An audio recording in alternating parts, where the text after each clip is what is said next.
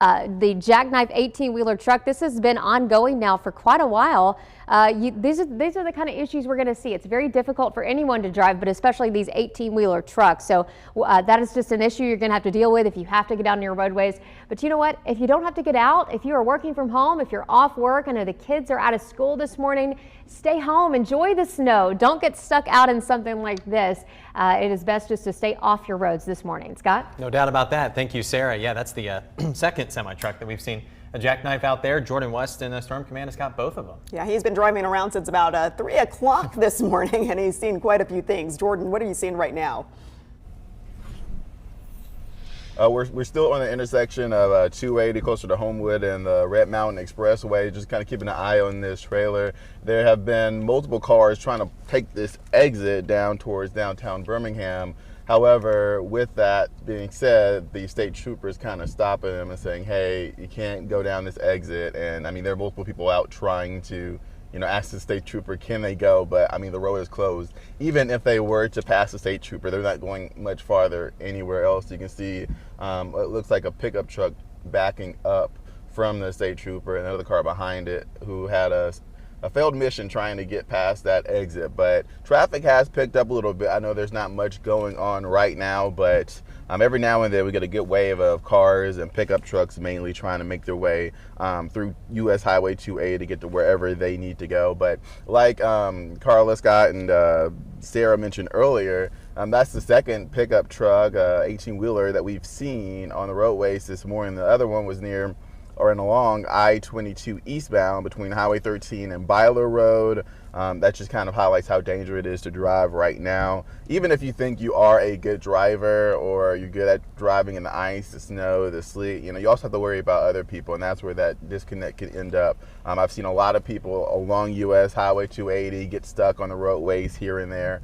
And it's not a great sight right now, but that's why we've kind of been warning you, everybody, and that's why today is an alert day. That just means that there's a good chance, and we're seeing that now, that the weather can become dangerous. And in this case, sometimes it's severe weather, but in this case it's wintry weather, and we've seen snow, we've seen sleet, we've seen freezing rain since 3 o'clock this morning. And while it's finally starting to let up, with the exception of the freezing rain here, the roadways are still ice covered in this sleet plus mud combination, slush, if you will, just coating the roadways all across Alabama. We started out in Marion County, we've gone through Walker County, we've gone through Jefferson County, now we're back here closer to Lakeshore Parkway and Homewood, and it's all the same thing, just a blanket of sleet, snow. We're still seeing some sprinkles out here, and according to the Storm Command, temperatures are still at 31.8 degrees, and we're coming now closer to 9 o'clock. So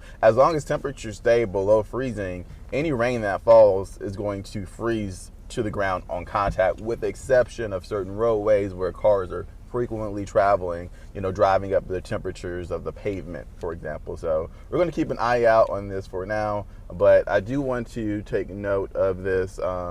Let's see, looks like we have an update on this 18-wheeler. It looks like they finally got a tow truck out there able to tow this truck. So that could be this exit ramp to the Red Mountain Express could be opening up soon.